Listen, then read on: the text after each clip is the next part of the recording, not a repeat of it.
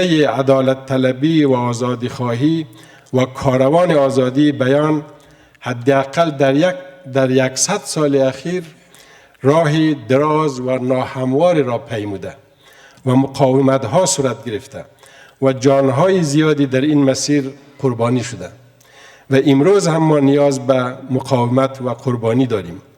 ما این مبارزه را به خاطر خارجی‌ها و یا به خواسته آنان نکرده ایم. تا امروز با خروج نیروهای خارجی از عزم و اراده ما کاسته شود. حکومت افغانستان همچنان به دموکراسی و آزادی بیان و تأمین امنیت و مسئولیت خبرنگاران و رسانه‌ها متعهد است. بعد از تشکیل کمیته مشترک حکومت و رسانه‌ها، تمام قضایای خشونت علیه خبرنگاران از سال 1381 تا کنون مورد بررسی قرار گرفت. 575 قضیه در این رابطه بررسی شده و فعلا و تا همین لحظه هیچ قضیه‌ای بدون رسیدگی باقی نمانده است.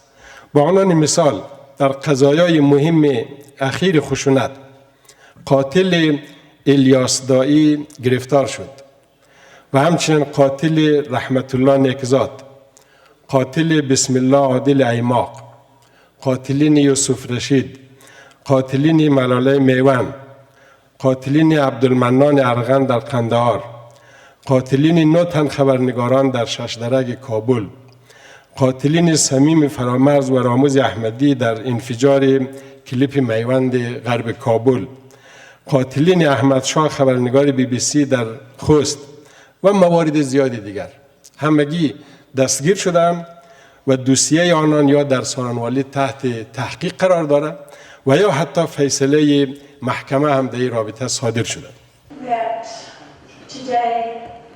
We are celebrating World Press Freedom Day during the holy month of Ramadan because Islam, and most certainly the Quran, emphasizes the importance of knowledge, of how we all must do our best to be as informed as we can be so we can contribute as much as we can to society.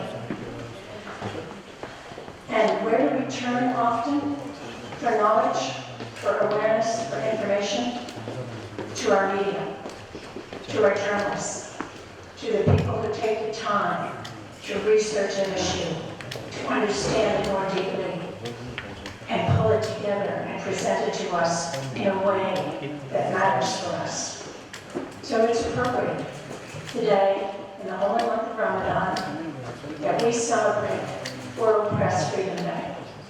Around the world, as we see media being challenged in many, many countries, as it is here in Afghanistan. And I have to say, watching that incredible video just now was very moving. And I think all of us, if the families permit, should make sure that we are passing that video on to many others who we know need to see it.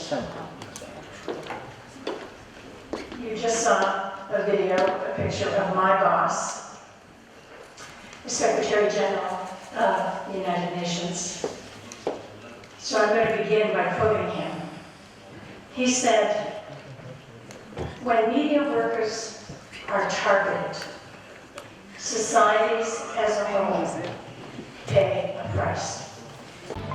آژانس خبری پژواک، انعکاس دهنده حقایق.